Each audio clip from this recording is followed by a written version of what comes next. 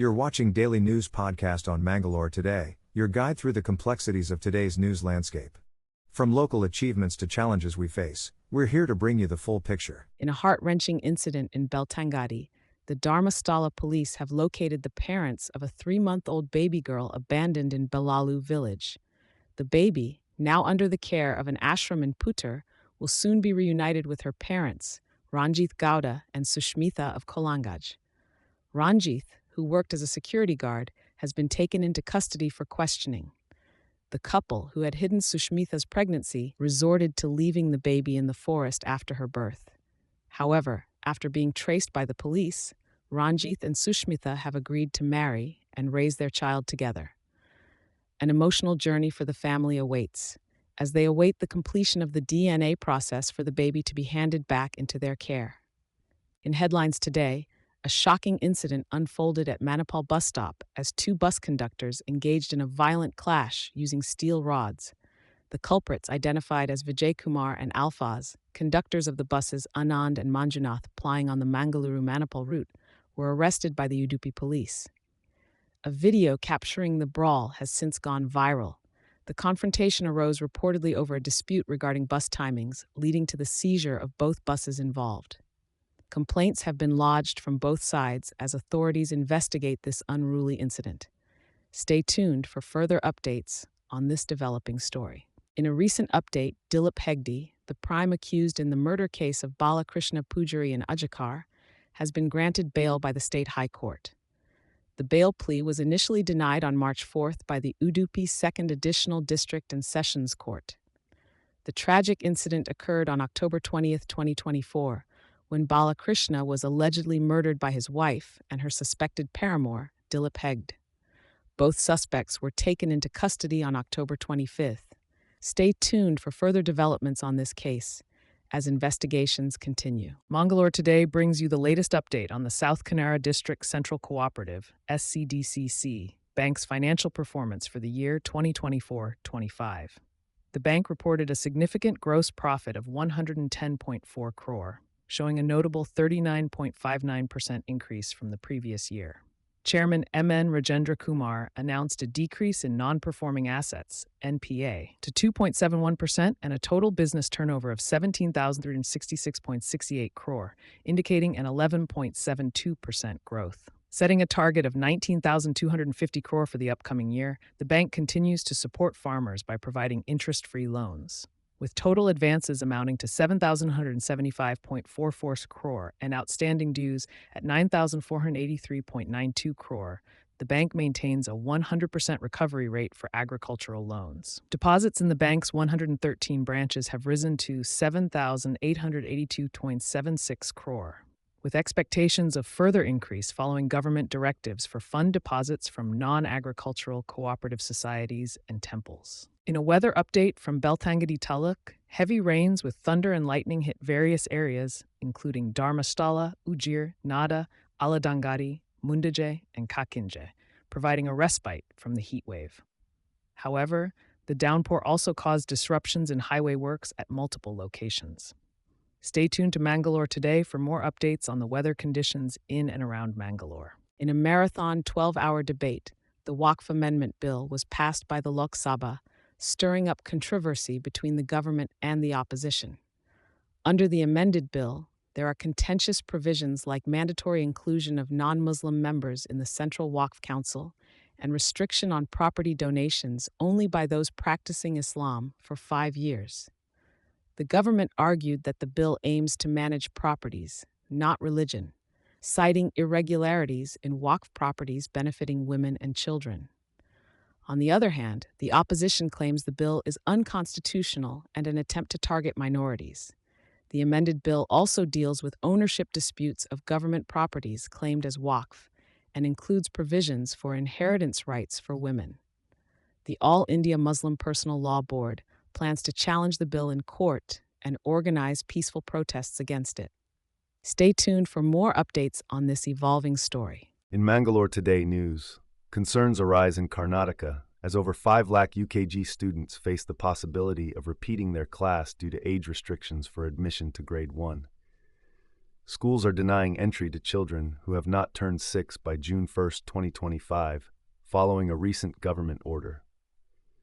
Parents are in distress as their kids, only a few days short of the age requirement, are caught in this dilemma. The state president of Karnataka Private School Colleges Parents Association's Coordination Committee urges the government to issue such orders between March and June to avoid such issues.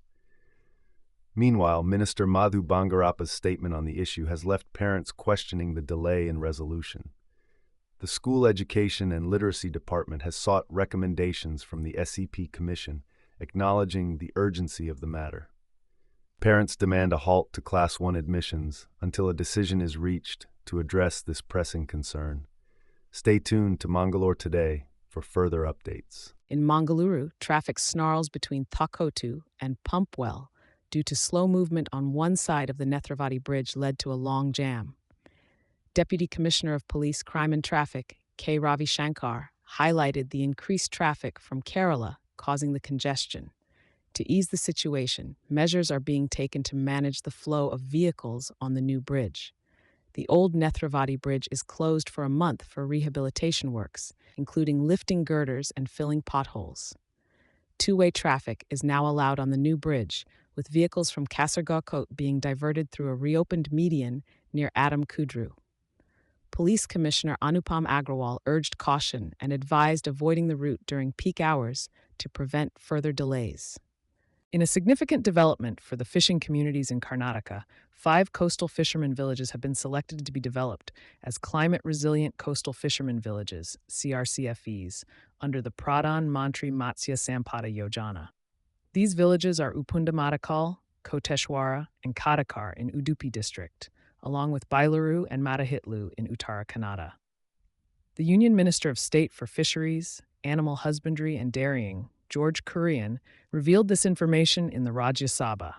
The initiative aims to enhance infrastructure and economic activities in the villages, with a focus on creating resilience to climate change. The development plans include setting up multi-purpose fisheries centers, ice plants, shore protection works, and more.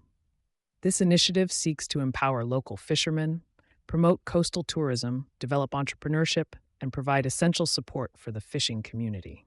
The project is part of a nationwide effort to upgrade 100 coastal fishermen villages across all coastal states and union territories.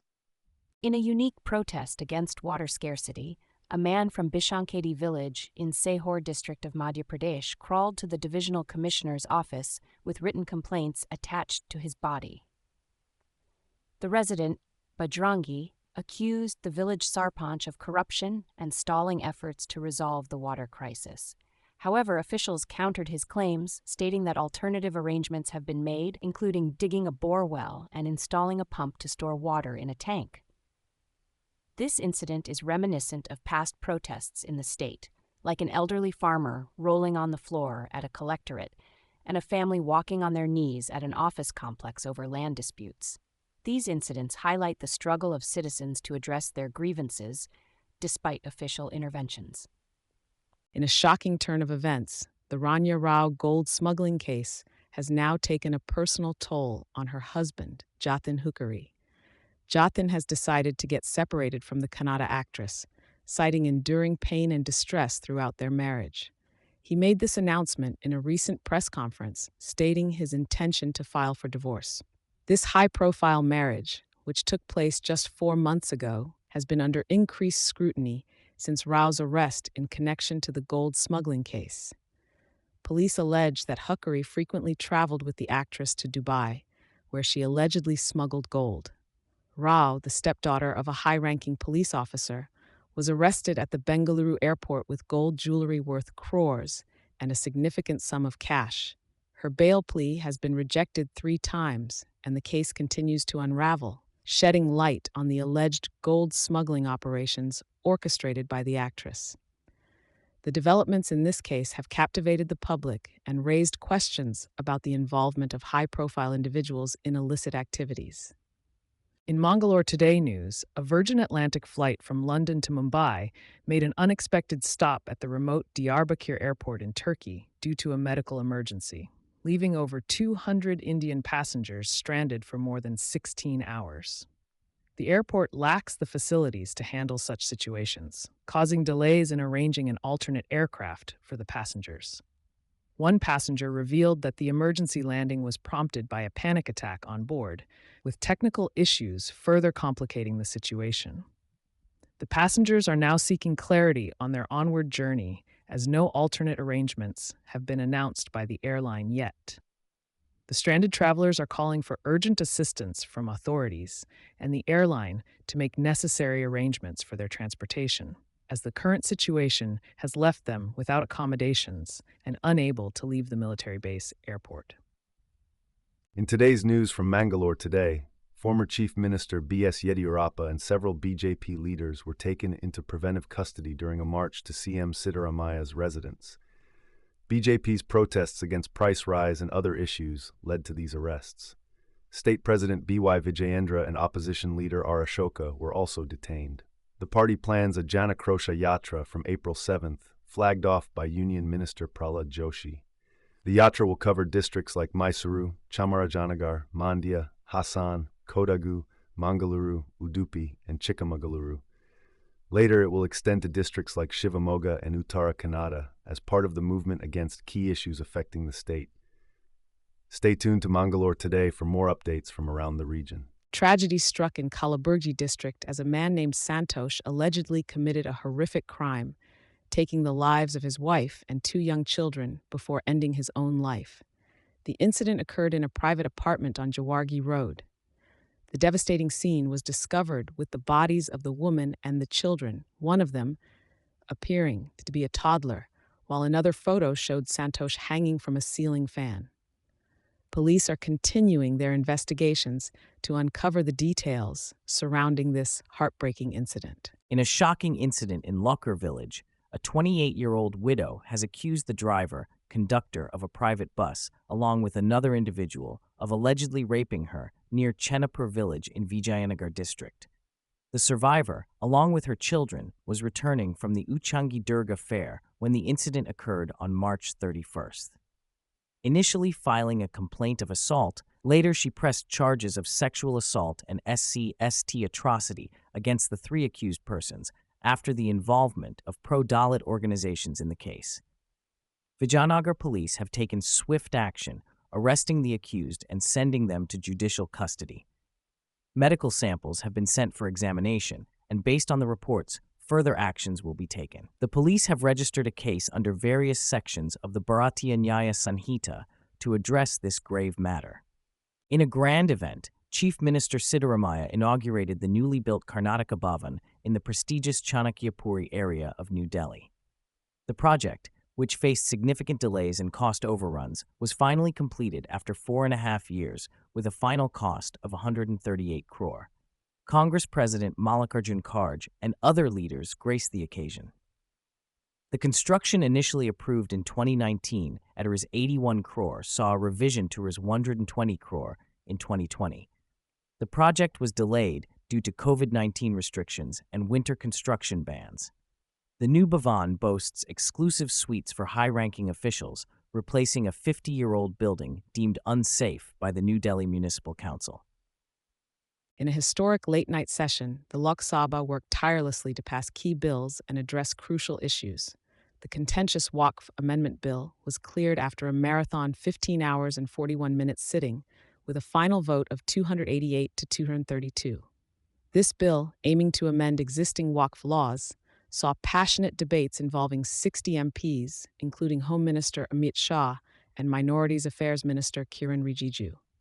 The session also saw the quick approval of the Musalman Waqf Repeal Bill. Additionally, amendments to the Banking Laws Amendment Bill 2024 were successfully passed. Amidst this legislative flurry, the lower house also addressed the proclamation of President's rule in Manipur. Despite objections from the opposition regarding the late hour, the House managed to efficiently conduct the necessary discussions and voting processes. The session showcased robust parliamentary democracy in action, with the government's proposals prevailing in this challenging session of Parliament. In a significant move by the U.S., A 27% reciprocal tariff has been announced on India following high import duties on American goods by New Delhi. President Trump's administration aims to reduce the trade deficit and boost manufacturing. Although this decision is likely to impact India's exports to the U.S., experts suggest India is in a better position compared to other nations facing similar levies. While discussing the tariffs, President Trump emphasized the need for fair trade practices. India is working to assess the impact and is negotiating a bilateral trade agreement with the U.S. This move is seen as a mixed bag for India, with efforts to address U.S. concerns ongoing. Despite the expected impact on domestic players, early finalization of the trade agreement could provide relief from these tariffs. India's economic ties with the U.S. have been significant, with trade surpluses over the years. The Federation of Indian Export Organizations anticipates challenges, but believes India is comparatively better positioned than key competitors like Vietnam and China. That wraps up today's edition of the Daily News Podcast. We're grateful for your viewership. For additional details on today's stories, head over to mangaloretoday.com. And remember, subscribing to our channel keeps you ahead with the latest news. Stay informed, stay safe.